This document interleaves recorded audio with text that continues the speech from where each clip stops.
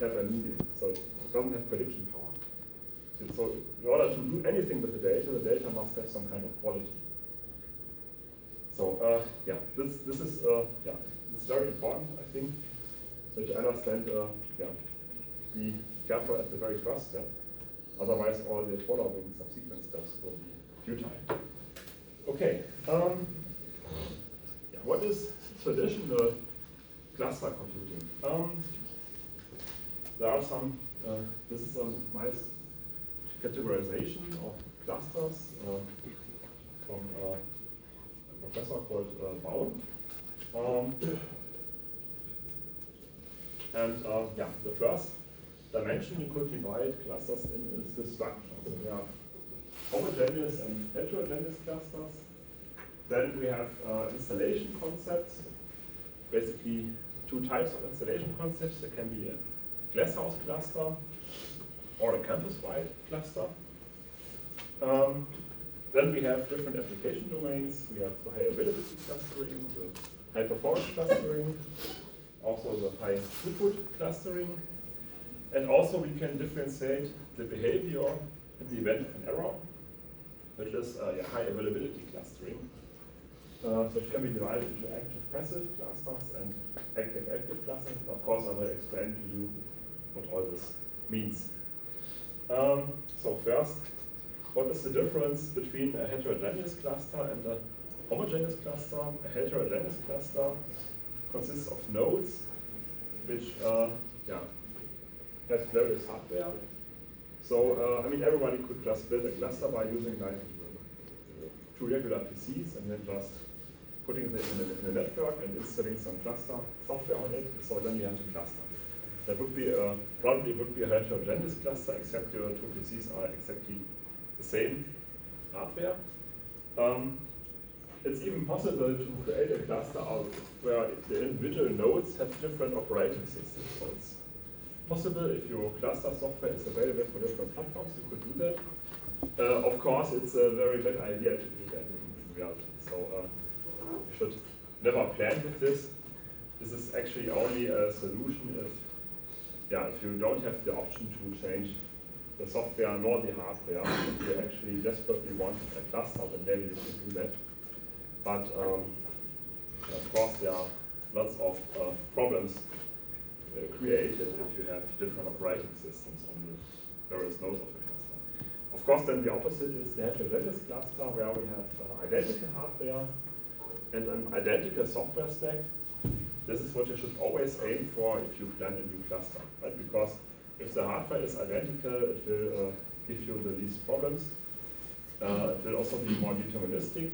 The assignment of resources will be easier.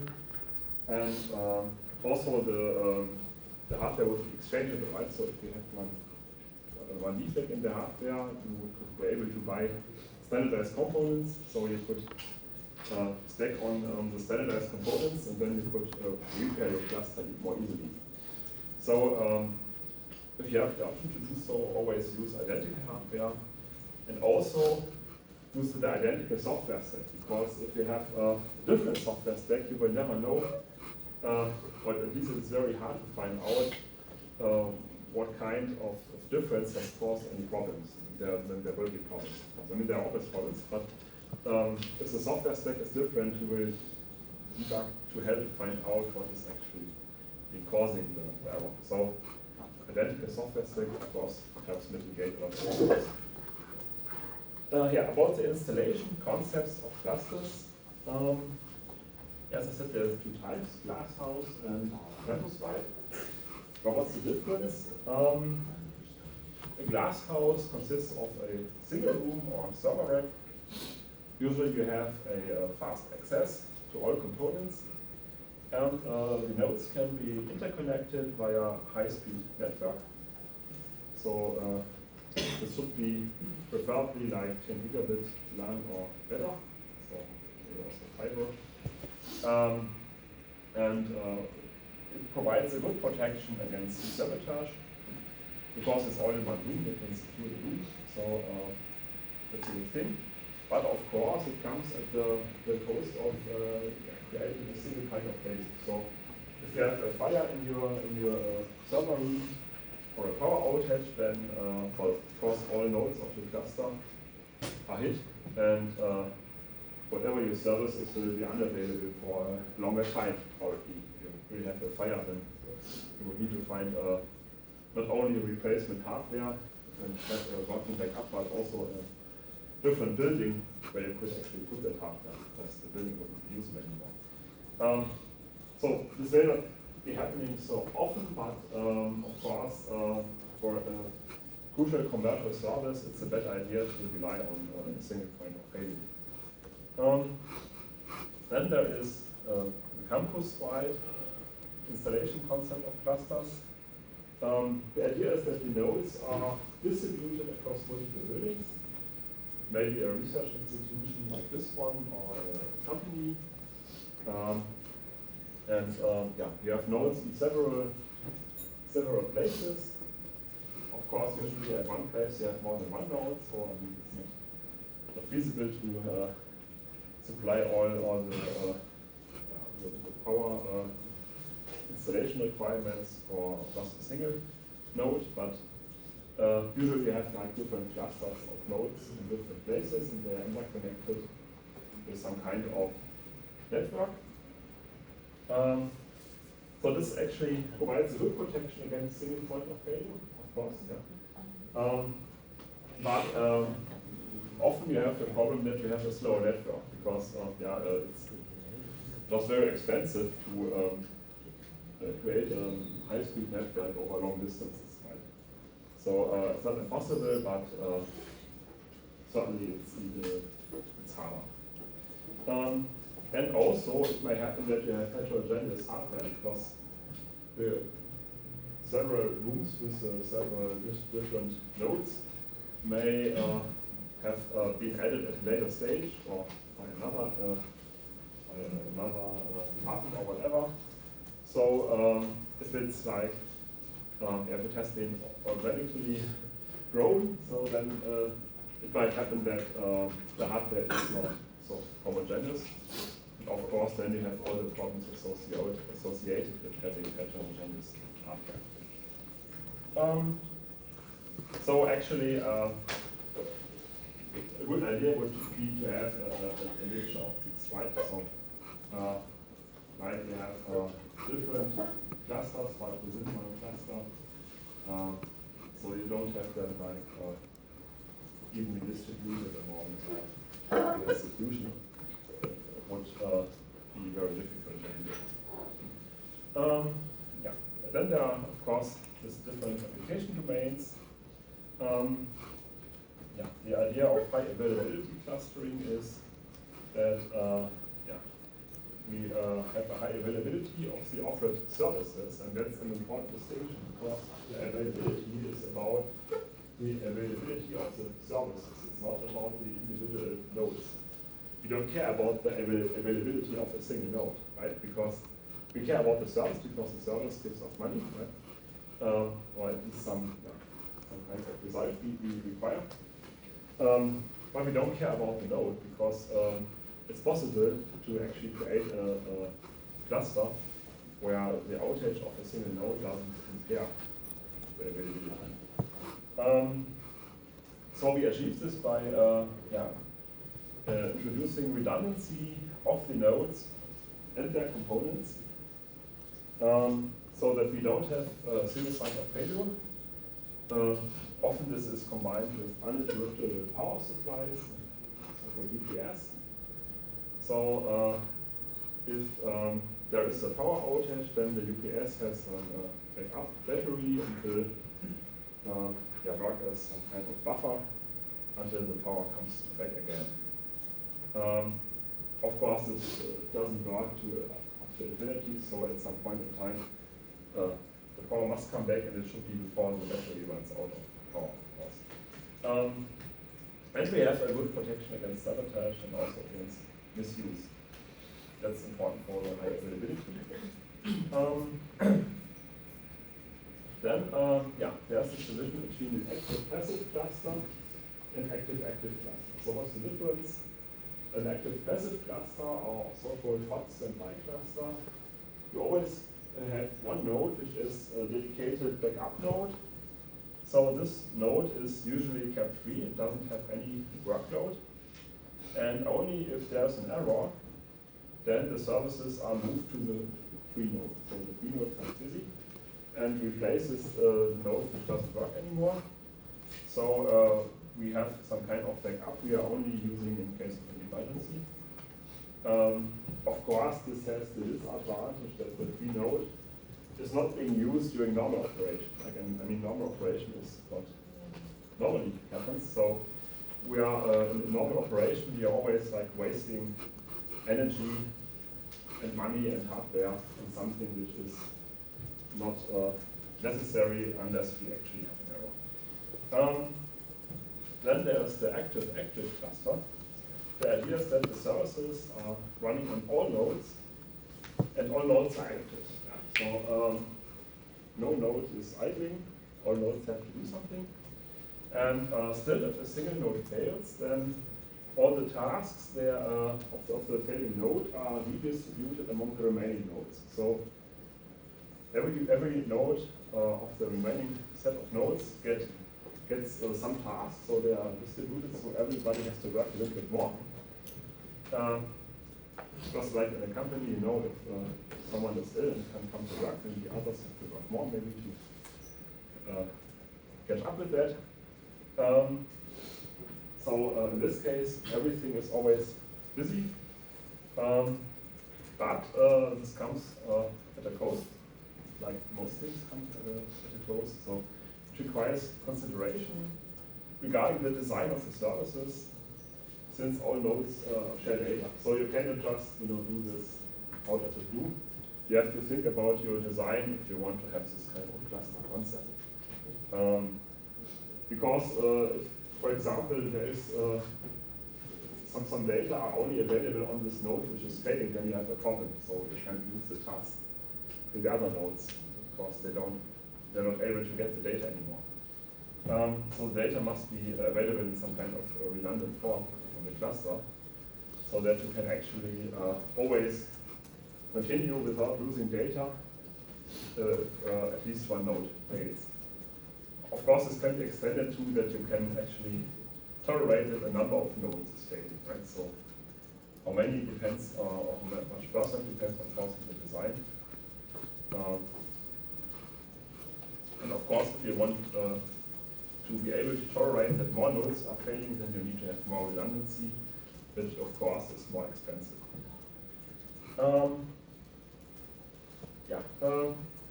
So what's also important about high availability? We have the failover capability. What does failover mean? It's the ability to transfer tasks from a failing node to another node. For example, the heartbeat daemon of Linux can be used for that.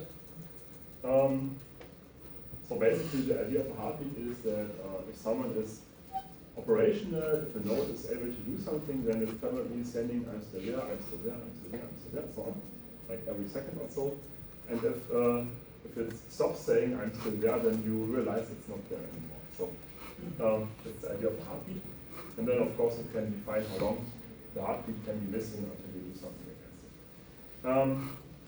Then we have the flyback capability. That's the ability to reintegrate nodes into the cluster, which failed beforehand but have been restored back to normal operation. This is of course also very important because I mean you don't want to, usually if you have some kind of service, you don't want to have to restart an entire cluster and the entire service in order to solve the problem. So at some point in time, of course, you want to replace the damaged hardware. For example, like you could have a failing hard drive, and then you replace it with a new one. And then, of course, you want the fixed node to come back again to operation. And this is what you need is the failover capability, because otherwise, you would have to restart the entire cluster, and this usually involves that your service is not available for some time. So, or you would have to tolerate that the node is not coming back into operation, even though it could be able to. So you also need failover capability usually. And then often you have the concept of shared nothing. This means that you have distributed storage, but also storage which is exclusive per node. This can, for example, be implemented by the distributed applicated block device of Linux. How you have shared disk. This is distributed storage which is shared by all nodes. This could be like storage and network, class fiber, or network attached storage, or ISCSI via TCP/IP. So in most cases you have two types of storage. So you have storage which is exclusive for a single node, but you also have storage which can be accessed by all nodes and is used by all nodes. And there's often a distributed file system on top of that which abstracts away all the hassle regarding this. What is important for high performance clustering?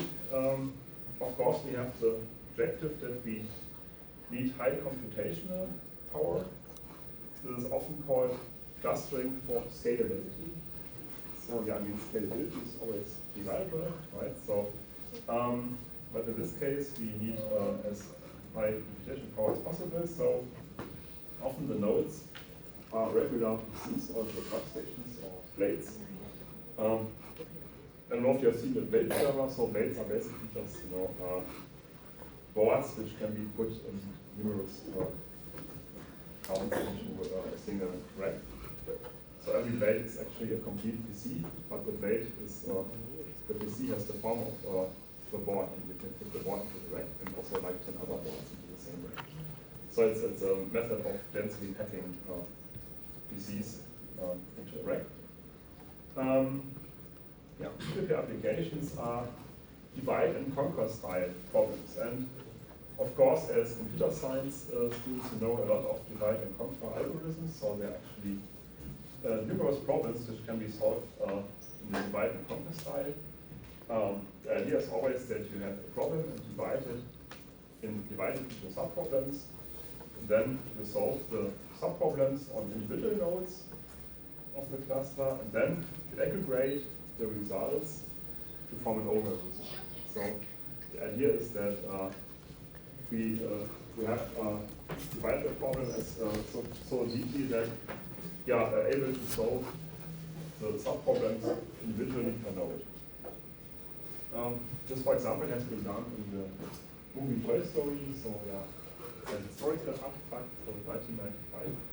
A long time ago. This is of course something you would be able to do on a single machine today, but in 1995 they had to have 294 CPUs of some Hyperspark workstation with 100 megahertz.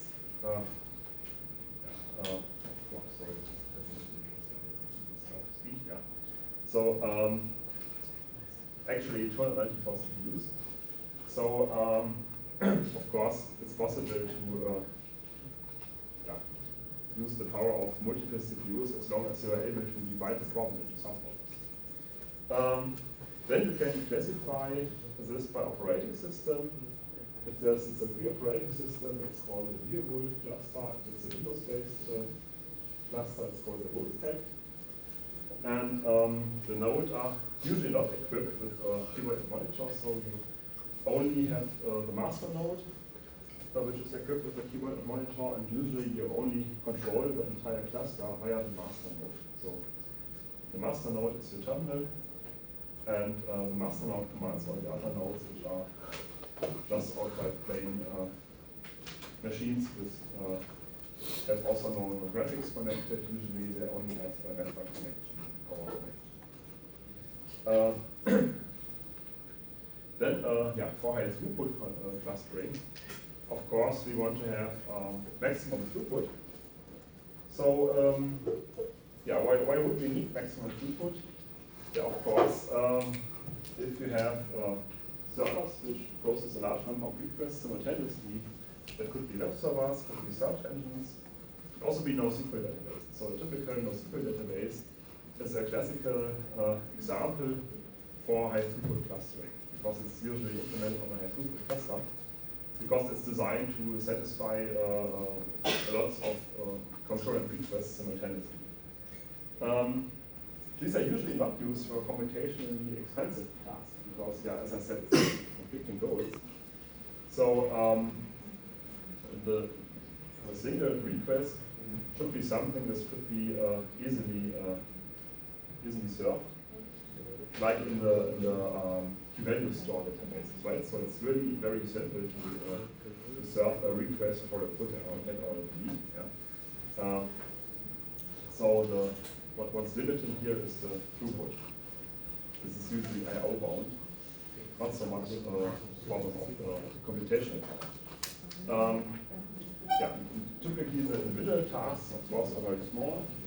Like you could also say it's delivering a very small website, or it's a static website and you don't have much computational power involved.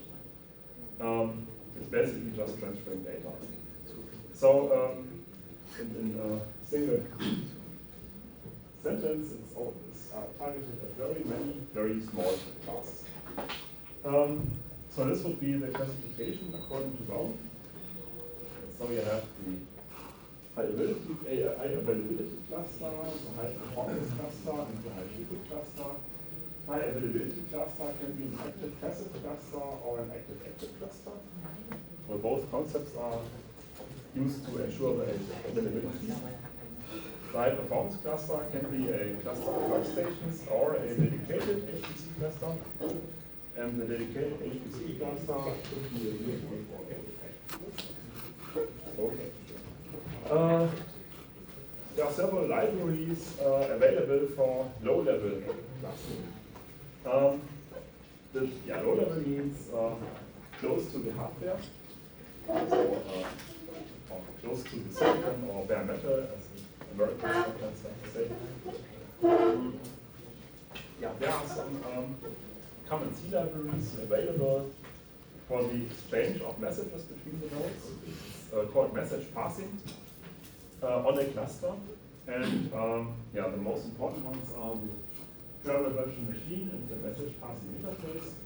But actually, the parallel virtual machine has mostly been replaced by the message passing interface. So the PVM supports C++, also C and Fortran, and it consists of a daemon and some libraries and tools.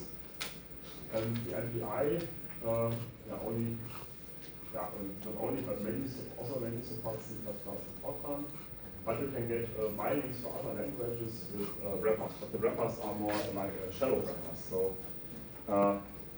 even if you are using the Java wrapper, for example, you still have to understand a lot about the internal workings of the C++ implementation. So it's not really convenient to use the wrapper. It's a collection of functions for inter-process communication, for example, also other stuff. And it's designed to help you with the communication of nodes in the cluster. But still, you have to do a lot of stuff manually in this. That's why it's low level. This is an example code for the MPI library. And as you can see here, it says hello world. So it's basically just printing hello world.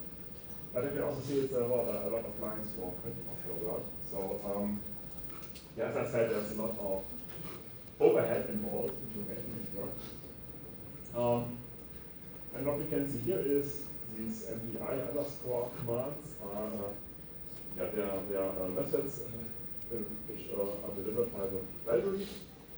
And you can see you first have to initialize it, then you have to identify the current process, and then you can also find out how many total processes there are, and then depending on your rank, you could print out something like how many processes there are, also send messages to other processes on the other nodes of the cluster using this MPI send, and then you can call the MPI receive method to actually receive messages from other nodes of the cluster. The library is doing a lot of stuff like synchronization and waiting for the messages to arrive. So this is much better than doing everything on your own, but still I think it's some kind of it still offloads a lot of the work to you, and that's why I wanted to let you know that this is there, right? That's available, but it's not the focus of this course. So it's not what I want to show you in this course. This is actually a library which is used like in scientific computing, high performance computing domain. So, for example, at particle accelerators like DESY or something like that. So they are using this kind of software. Also in weather forecasts. There certainly are a lot of applications for this, but it's mainly targeted at situations where you have a very homogeneous hardware, which is operated with C programs which have a very thorough understanding of details of the hardware and are also exploiting technical details like the GPU structure, the cluster, and so on. That's the traditional, let's say, way of cluster computing. So this has been on the table for well, not centuries but decades, right? So 30 years ago we already had something like this. So of course the clusters weren't as capable as today, but the concept was pretty much the same. And this is usually only being deployed to research institutions or companies in a very closed manner. And then, of course, cloud computing came. Well, what is cloud computing? Cloud computing, there's an ISO norm for cloud computing, and also defines what cloud computing actually is. It says here basis for the VSI. Some of you know what the VSI is. So the VSI is it's a German authority, and it's the basis for IT security in Germany. So they have IT security guidelines, which are followed by most large companies. So if you ever encounter VSI somewhere, then it's usually in the context of Germany, it always refers to this very, very large authority which has a very large handbook for IT security guidelines, which are kind of gold standard for establishing IT security in Germany. But it's an ISO norm, so it's actually like a national norm, worldwide norm. It sets a paradigm for enabling network access to a scalable and elastic pool of shareable physical or virtual resources with self-service provisioning and administration on demand. Okay, like all definitions, it's a little bit verbose. Then we have another definition of cloud computing, which is more verbose, by the NIST. The NIST is the National Institute of Standards and Technology. So basically, it's kind of the VSI counterpart in the United States of America. And they say cloud computing is a model for enabling ubiquitous, convenient, on-demand network access to a shared pool of configurable computing resources. For example, network servers, storage, applications, and services that can be rapidly provisioned and released with a minimal management effort or service provider interaction. Okay, this is a very dense slide, so let's look a little bit into it, what it means. There's an ISO norm which further narrows down what are the properties of cloud computing. And they say basically any kind of cloud computing service must satisfy these requirements. So first you have broad network access. It means you have no fixed binding to a special client. You have a measured service. So why do we need some kind of surveillance and measuring? Because we want to measure the resource usage. We want to monitor the resource usage and to estimate it. So that's crucial for provisioning, right? So because if you don't know how many of your resources are busy, then you cannot really provide the service. or you might run out of resources, right? Then you have multi-tenancy. It says here resource assignment ensures that processes and data of different clients are always separated from each other. So, yeah, I mean, it's obvious why you require this, right? So, if you have several clients or tenants, then the data must be separated, the process must be separated from each other. It's just a basic security requirement. So we don't want customer A to be able to read data from customer B, or otherwise both customers will talking long customers anymore. Then on-demand self-service.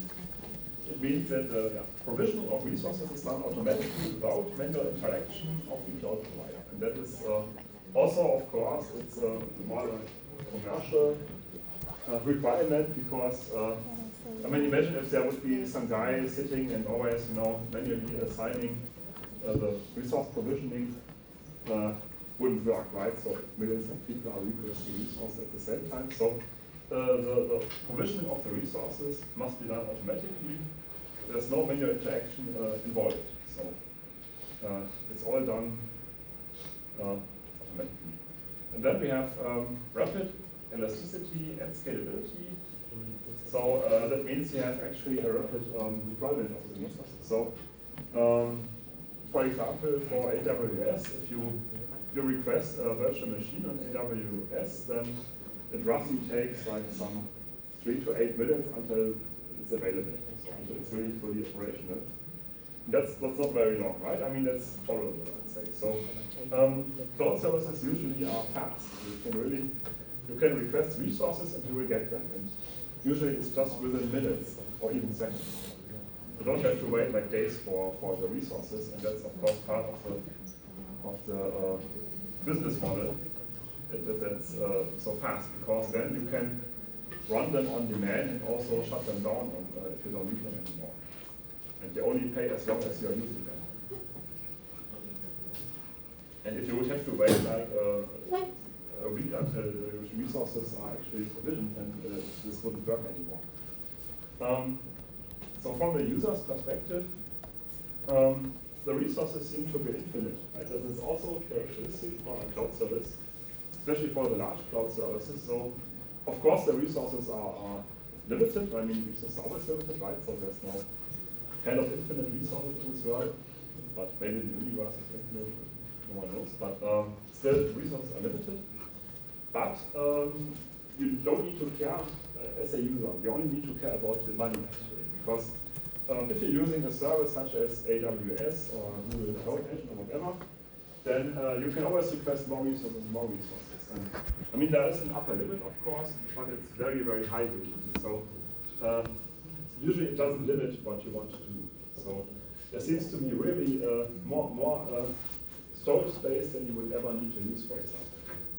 Maybe even more computational power than you would ever need to use, except you're a very, very, very large customer.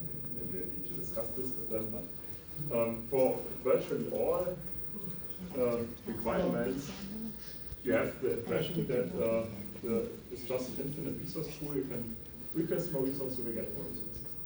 And the only limit is what you are willing to pay for that, because of course more resources will cost you more money. That's always the case. But you can get that also. And then of course we have resource pooling. That's also very characteristic of cloud computing, that the resources contribute to a pool. And out of this pool, the clients are served. So the clients don't know where the resources are. However, it's possible to restrict them to certain geographic regions. That's also what AWS is doing, Amazon Web Services. So you can say, I want my resources to be located in Germany or within the European Union or wherever. I guess it's also possible, for example, to have them here in Vietnam. But apart from that, you don't have much control about where the resources actually are. So you don't know where they physically are. And that's, of course, also part of the business model, because the cloud provider wants to be able to dynamically assign resources to you where it's just cheapest to do so. So you have a pool and you will get currently random to you, you will get the resources of the pool. You have no control about what kind of resources you get. You don't know where they're actually standing, where the servers are located, what kind of network they're using, and so on. So it's all up to the cloud provider. So you actually lose a lot of control, of course. And only the cloud provider decides what kind of hardware is provisioned to you. And if you start a service 2 times, then it might actually be different from the one before. That's resource pooling, and of course, this highly contributes to the efficiency of cloud services, because we can always try to satisfy all requests from the single pool. Okay, so this is the cloud computing stack, and we can see here we have several service models.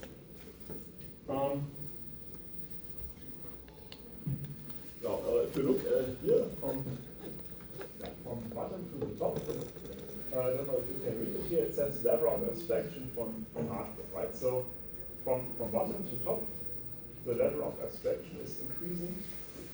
So at the very bottom we have the infrastructure, and the cloud services based on the infrastructure level are called infrastructure as a service, or IaaS, and these are services like Amazon Web Services or AWS, also Open Telecom Cloud, it's a German cloud provider, Google Compute Engine, Google is also a big player, of course, in this name. And if you look at the technologies involved in the infrastructure area, we see these are the so-called cloud orchestration services. So it's software which is used for controlling hypervisors. I will later tell you more about what this actually does. Examples of the OpenStack or Cloud Stack. And then, somewhere in between, in the middle of the level of abstraction from the hardware, we have the platform services. This is called Platform as a Service, or PaaS. And this would be something like Microsoft Azure, or Google App Engine, or Salesforce. This is the so-called middleware. Most of you have heard about middleware, but it's why it's called middleware, right? It's somewhere sitting in the middle of the stack. And it consists of runtime environments, deployments of web services, and so on. So this is something like Docker. I also talk about Docker. The platform, you can deploy software on the platform, and the platform has some more structured interfaces you can use. For example, Azure offers lots of statistical stuff you can use, and machine learning tools you can use, so you don't have to build your own software stack for that. Infrastructure is mainly just giving you an environment to run a virtual machine, not much more. And at the top we have the application level. So this is called software as a service, and these are actually concrete services. So this really important software products, such as file hosting, maybe iCloud or Microsoft OneDrive. So these are actually actual services, applications which are run on top of the cloud stack, and they offer a complete service you can use, like file storage, for example. Or Salesforce is also available on that level, the customer relationship management and stuff like that. So it's the same area as SAP. You've heard about SAP, it's a very big German company for this kind of software. So these are applications, and they are usually, the technologies are actually concrete applications which are implemented on top of the stack. They may run, for example, within the Docker environment, and they offer some kind of service which you need to deploy. So on all of these levels, you could have, you can rent cloud services, and so you can deploy virtual machines here. You could, for example, deploy Docker containers here. You could, for example, use a service such as OneDrive to store files. yeah, so let's have a look at AWS. So why AWS? Not because I would be very fancy, it's not the case, but because it's actually the largest cloud provider there is. And also, yeah, it's some kind of gold standard for the domain. So the other companies are pretty much looking at what Amazon is doing and then copying it. So AWS is more or less the number one in the cloud world as of today. I mean, it may change in the future. And of course, but it's not any kind of judgment involved. So of course, I'm not implying that the services by Google are worse. So let's just because we need examples. Yeah, and then there is a subcategory of serverless computing called function as a service. Yeah, this is can be seen as a part of platform as a service.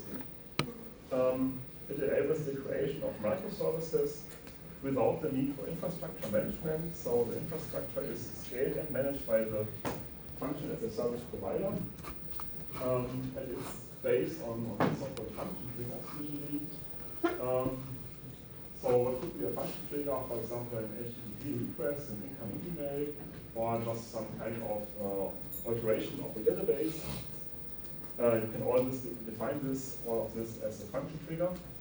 Well-known function services are Google Cloud Functions, AWS Lambda, Microsoft Data Functions, and IBM Cloud Functions. So this is some kind of top-level abstraction of scaling. So you don't need to care at all about the resource allocation, which is completely abstracted away by the function as a service provider. But of course, there is this comes with some codes, which I will also talk about later. Yeah, what kind of deployment levels are there? According to the NIST, as I said, it's this American authority. They define these kind of deployment levels. So the first one is the private cloud. The cloud infrastructure in the private cloud is provisioned for exclusive users by a single organization. And well, of course, usually there are multiple users behind it. It could be departments of the company, for example. And characteristic for the private cloud is that it's owned, operated, and managed by this organization. And maybe on-premise or somewhere else, so off-premise. So on-premise always means like it's in your premises, so it's in the building, so it's in your own place, right? Then you have the community cloud deployment model. In this case, the infrastructure is provisioned for exclusive usage by a community of users who belong to multiple organizations. And these organizations usually share common interests, and then they have their own cloud, but it's like often it's organized by joining multiple single clouds. This could, for example, be happening in also in universities or academic institutions. Then there is the public cloud. That is something like AWS. So everyone can access it as long as you're paying for it usually. So public doesn't mean free. So it's provisioned for the usage by the public, and it may be owned by economic, academic, or governmental organizations, and may be managed and operated by these organizations. So it's usually in the premises of the cloud provider. As I said, it doesn't mean it's free, it's just public, but so you have to pay for it usually. But it's available to everyone. And then there is the hybrid cloud, which is just a combination of one or more of these infrastructures, which continue to exist as independent entities, but are interconnected in order to exchange data and applications. This could, for example, happen for load balancing purposes. Okay, so these are the different deployment models according to NIST. Well, there are several ways to virtualize execution. which is crucial for actual cloud services, because well, you want to abstract away the operating system level from the hardware. So every customer, they want to run its own operating system, and of course this can be technically be achieved by employing virtualization. And common way to do this is with hypervisors. So there are actually there's two types of hypervisors. The type 1 hypervisor is this model. So we have the hardware on the lowest level, and then we have the virtual machine monitor on top of the hardware. And then we may have different operating systems, and they are all running on the virtual machine monitor. So there's no operating system with direct access to the hardware, right? The all has to go to the type 1 virtual machine monitor. This, for example, is the model which is implemented in Microsoft Hyper-V or VMware vSphere or Xen. Then there is the type 2 hypervisor. This is probably something you already have on your laptop. So, for example, VirtualBox. Yeah, VirtualBox is a free software for virtualization. Microsoft Virtual PC is something that Microsoft is included in Windows, and also type 2 hypervisor. We have the workstation, Parallels Desktop. They are all programs you can run on the desktop, for example. So we have the hardware, then we have the host operating system. Could be Linux or Windows or Mac OS or something else. And you have this hypervisor running on your host operating system, like VirtualBox is just, if you're using Windows, it's just a Windows program. You can run and install like every other Windows program. And then everything which is run within the virtual machine monitor, of course, works on top of this virtual machine monitor. So you can have different operating systems. You could also, for example, install Linux on the VirtualBox image, so as a VirtualBox image. So then it runs, when you have Linux with a VirtualBox, the VirtualBox runs on Windows. But you still have regular applications which are not running within the virtual machine monitor, but beneath it. So they are just like any other application except the VirtualBox you are natively running on Windows, for example. So you have this column, so you can like directly run on the host operating system. Of course, this comes at the price of the performance, right? Because we have this host operating system, which is a little bit in the way, so we don't really need it. We only need the virtualization. And of course, the regular applications can also acquire some resources and take away some performance. So, commercially, usually this model is cost. But if you would want to run virtual machine on your PC, you would probably prefer this.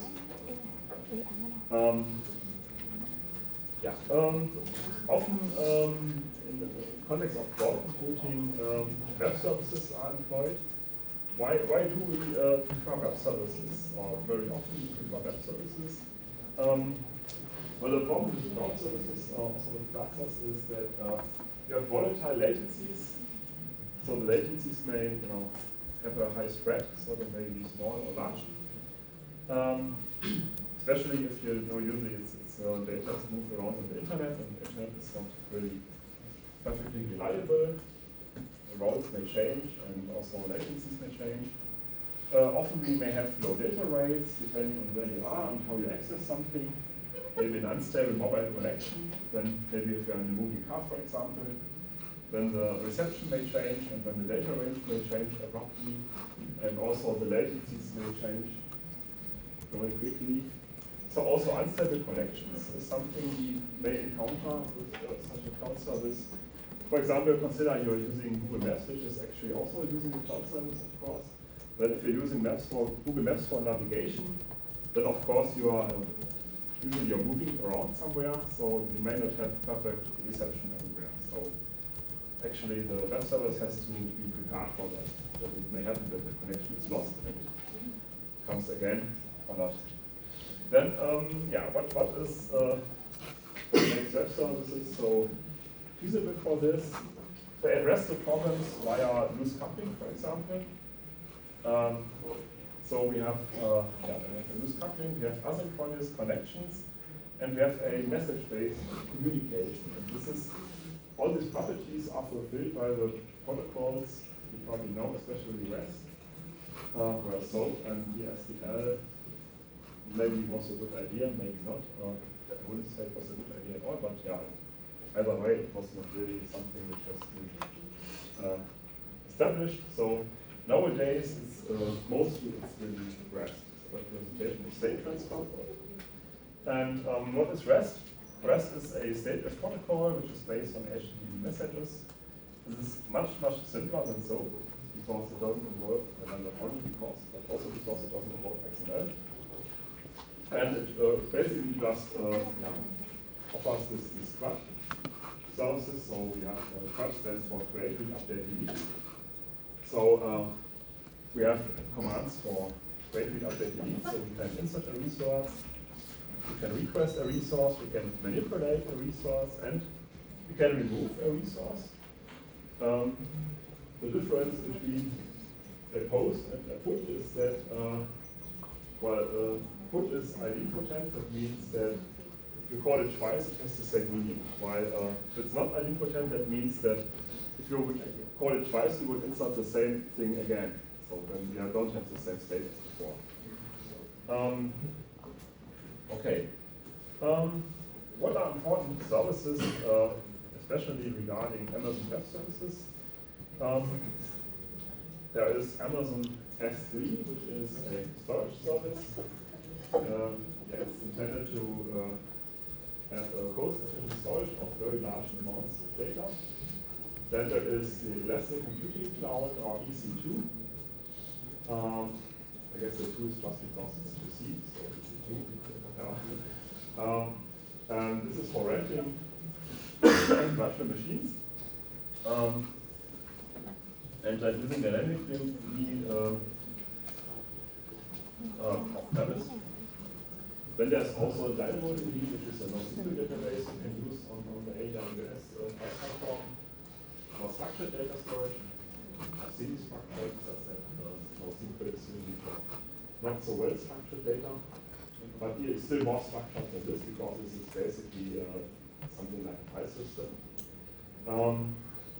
And then we have the Elastic Web Review service, which is actually a managed cluster platform, which is used for big data frameworks, and it works on top of EC2. So actually it's some kind of orchestration of EC2 instances.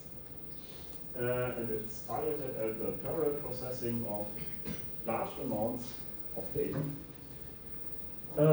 What are big data frameworks? So I mentioned here it's for big data frameworks, right? So what are big data frameworks? So this is actually the software you run on the services. The services I mentioned are like commercial products offered by AWS. But of course they run on software, and this is actually free software. So there are actually 2 big data frameworks which are most commonly used on cloud platforms. The first one is Hadoop. They're both maintained by the Apache Foundation, so it's Apache Hadoop and Apache Spark. Hadoop works on the Hadoop distributed file system, HDFS. It uses the so-called Hadoop MapReduce algorithm, which is only batch processing, and it's file-oriented. And the scheduling and the cluster resource management is done by Yarn. So Yarn stands for yet another research links, and Uzi as a scheduler, and it's only available in Java. And the more recent one we have is Spark, also created by the Apache Foundation. It has a different abstraction, so the abstraction is done by the so-called resilient distributed data sets, or RDDs. I will go into detail about this later. Also, so-called data frames and data sets. And basically, it's an extension of the MapReduce algorithm from Hadoop for stream processing, interaction, and machine learning. And it does a lot of things better than Hadoop actually. I will also tell you why, what was different.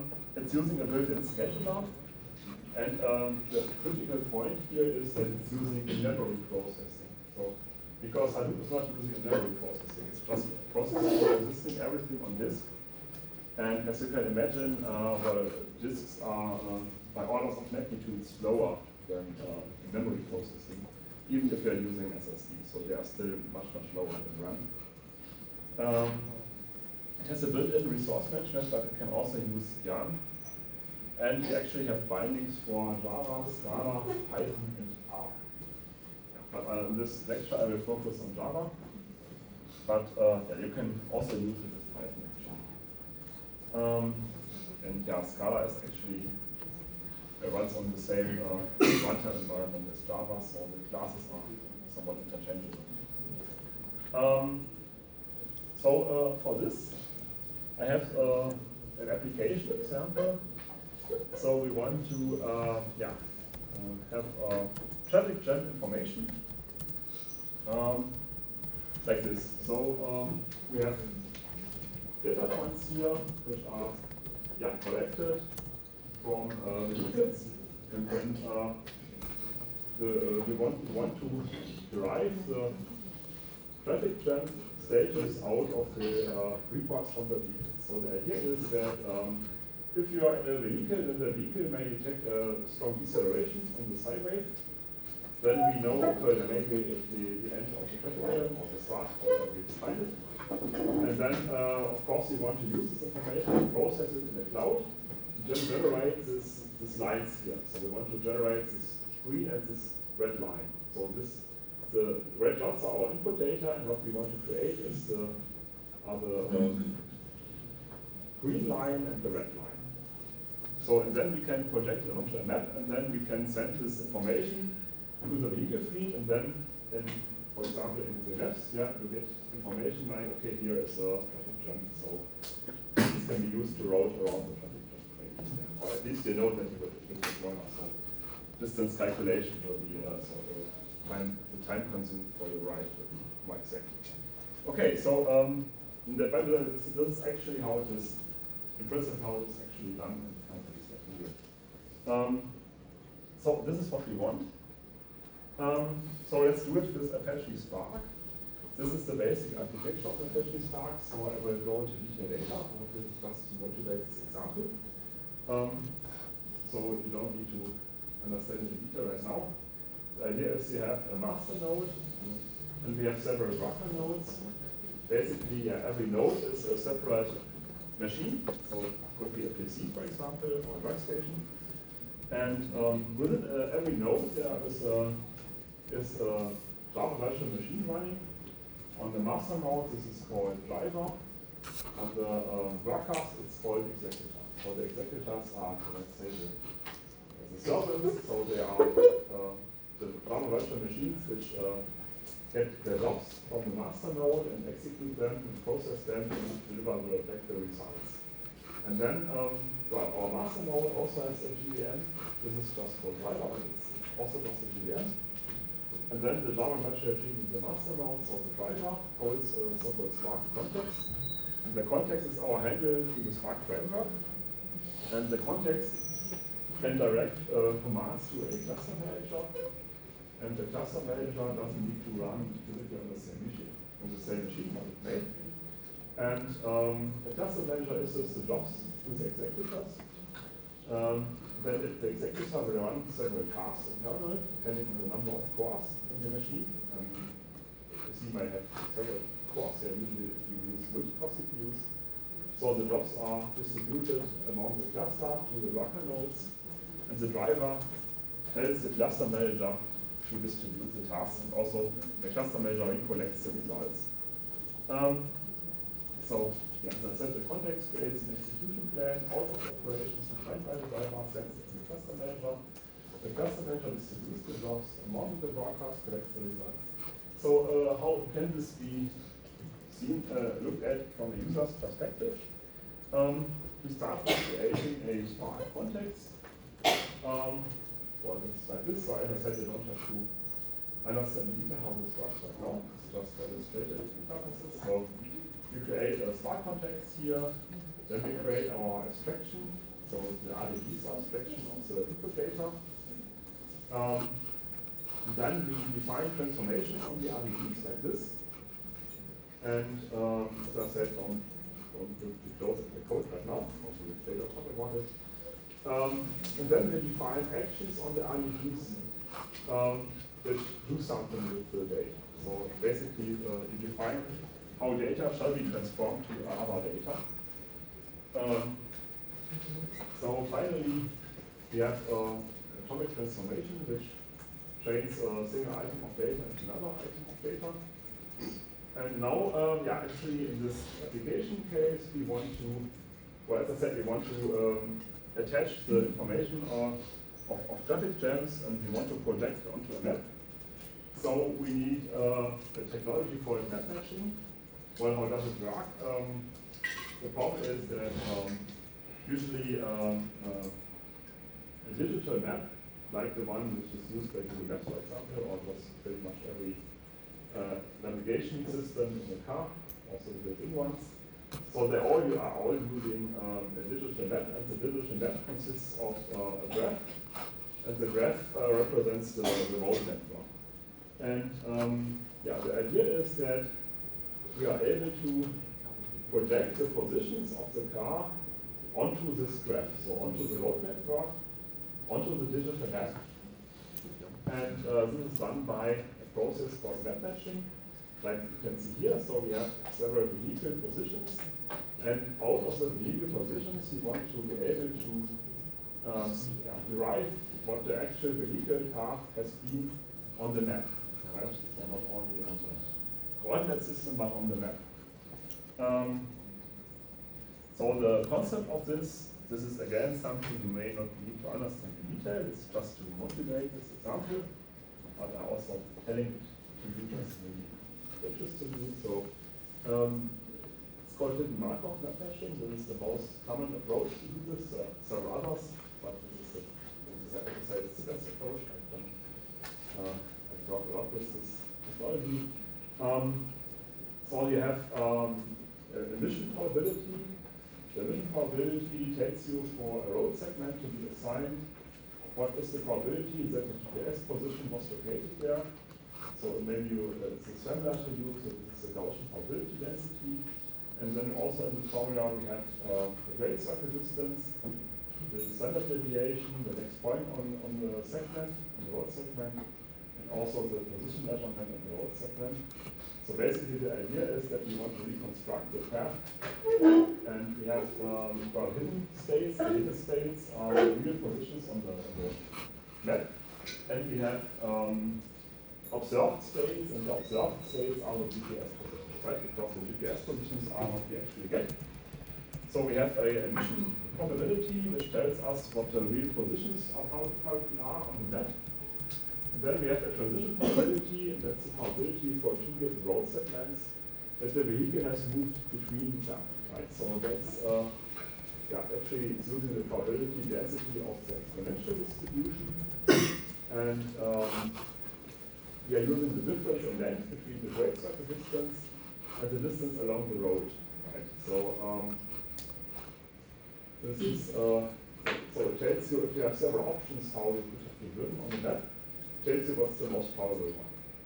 As I said, you don't need to understand here in detail, so please don't, if you don't understand the formula right now, it's not a big deal, just to let you know how it works. Okay? What can we do with it? We are using the so-called Viterbi path, and there's an algorithm invented by a guy called Viterbi, so it's called the Viterbi algorithm. And it finds the most probable sequence of hidden Markov states given observed sequence of states. So as I said, if you look at the input, so this algorithm is a dynamic programming approach, so it's very efficient. It's reusing the calculations. We have the observations. These are our GPS positions. We have the state space. In this case, it's our road network. We have transition probabilities as defined before, and we have emission probabilities as defined before. And This allows us actually to reconstruct the path on the map. And now we can actually implement our cloud service to create the traffic jam positions. And it could technically be done like this. So we have vehicles who detect the deceleration, and then they send their GNSS positions. So GNSS is just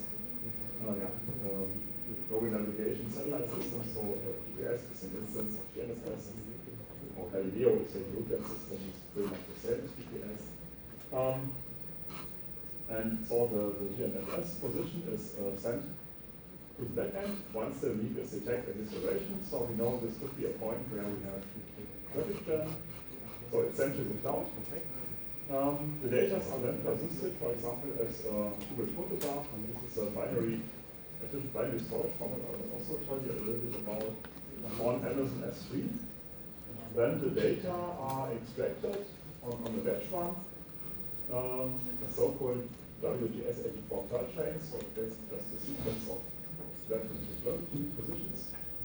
And then we create partitions out of, via, for example, a geohash to instantiate a web matcher and match the data, and then we create a clustering, for example, with the scan. And we remember scan, right? And then persist the data product on S3 again. So we have this whole round trip, like we have input data, we are sent by feed, then we are processing the input data on a cluster, and finally storing the input data. And since our cluster runs on the cloud service, this is very efficient because there are no long waits for the data to run. So the cars can directly upload the information to the cloud, or it's routed via a vendor network. It's the same. Yeah. And then, this could be an example of the cloud service, as I said, on the close right now. So what's happening behind the scenes? We have this context. We have the context on the driver node of Spark.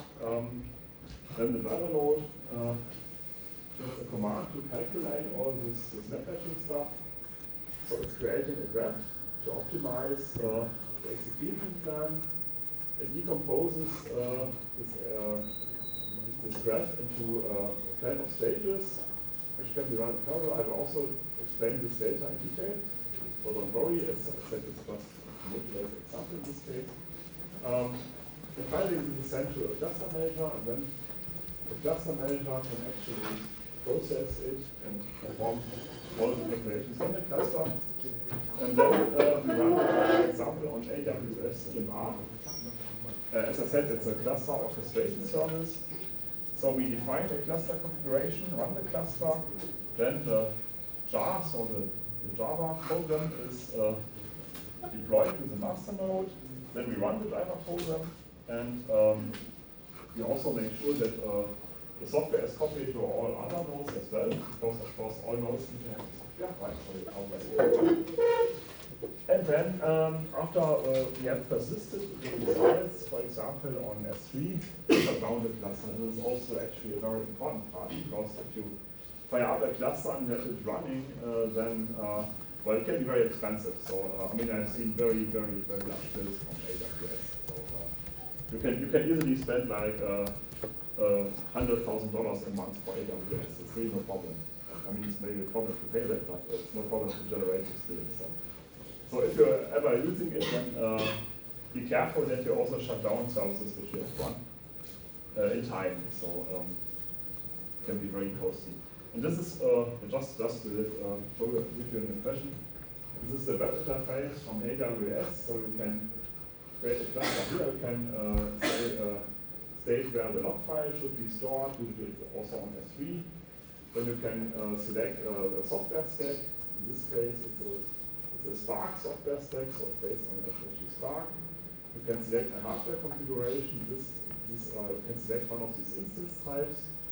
For example, you can see you can get up to 96 virtual CPUs and up to 384 gigabytes of RAM, and also 4 times 900 gigabytes SSD, which is 25 gigabits of network. So this is actually nice. So not something you have on your own PC power. And then you also define, of course, an access declare for security. So you can securely access the main node, the master node. So, and as a result, you would have like this. So you can finally distribute this among your fleet. So this would be a real industry example of how the cloud service could be used in this case. Okay, then I would say we have a 15-minute break, and then